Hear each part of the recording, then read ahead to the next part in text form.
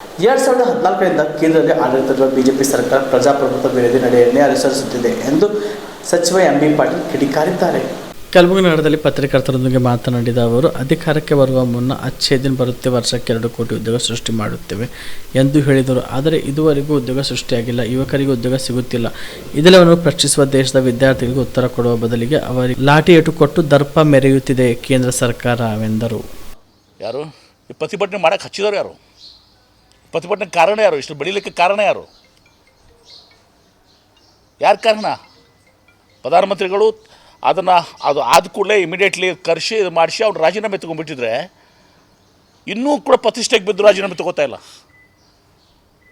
ಎಲ್ಲ ಪಕ್ಷಗಳು ನೋಡಿದ್ದು, TMC ಆಯಿತು, ಬೇರೆ ಬೇರೆ ಪಕ್ಷಗಳಾಯಿತು, ಈಗ ಶರದ್ ಪವಾರ್ ಬೆನ್ನತ್ತಿದ್ದಾರೆ,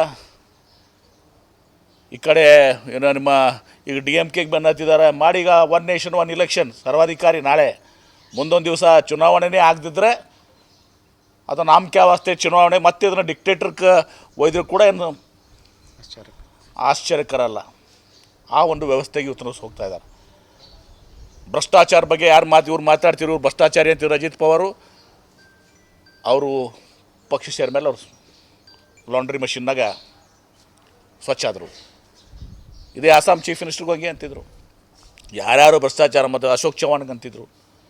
ಯಾರ್ಯಾರು ಇವತ್ತು ಭ್ರಷ್ಟಾಚಾರ ಹೊತ್ಕೊಂಡಿದ್ದು ಹೋಗಿದ್ರಲ್ಲ ಅವ್ರಿಗೆಲ್ಲರೂ ಇವ್ರದ್ದು ಹಾಗೆ ಹಿಂಗೆ ಇಂಥ ಭ್ರಷ್ಟಾಚಾರ ಇವರೇ ಭಾಷಣ ಮಾಡಿದ್ದಾರೆ. ನರೇಂದ್ರ ಮೋದಿಯವರು, ನಾವಲ್ಲ. ಮತ್ತು ಅವರೆಲ್ಲರೂ ಇವ್ರು ಮೋದಿಯವರ ವಾಷಿಂಗ್ ಮಿಷಿನಲ್ಲಿ ಹೋಗಿ BJP ವಾಷಿಂಗ್ ಮಿಷಿನ್ ಹೋಗೋಬೇಕು ಸ್ವಚ್ಛ ಆಗಿಬಿಡ್ತಾರೆ ಶುಭ್ರವಾಗಿ, ರಿನ್ ಸೋಪ್ ಥರ ಹಂಗೆ ಬರ್ತದೆ ಹಂಗೆ.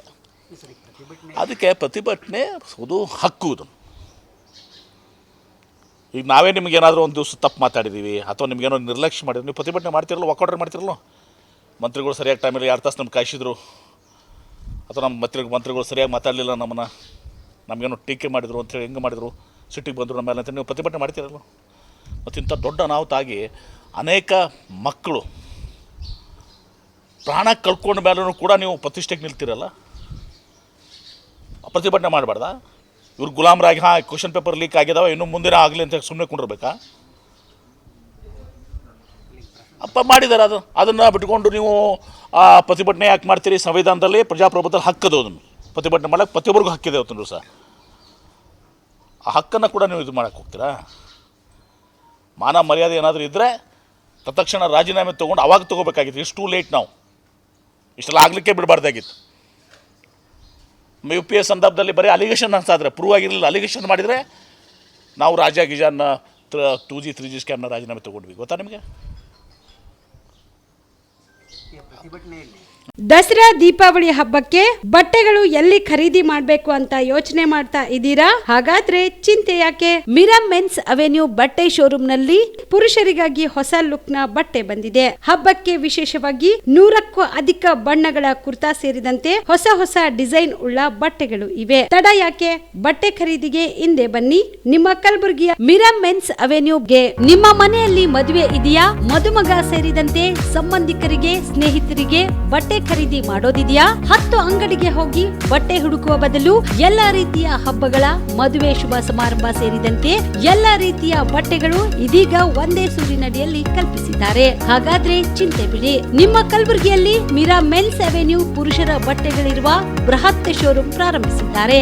ಇಲ್ಲಿ Manyavar, Blackberry, Jack and Jones, Rare Rabbit, Spykar, Indian Terrain, Arrow, Mufti, US Polo ಸೇರಿದಂತೆ ಎಲ್ಲಾ ರೀತಿಯ ಬ್ರಾಂಡೆಡ್ ಬಟ್ಟೆಗಳು ಇಲ್ಲಿ ಲಭ್ಯ.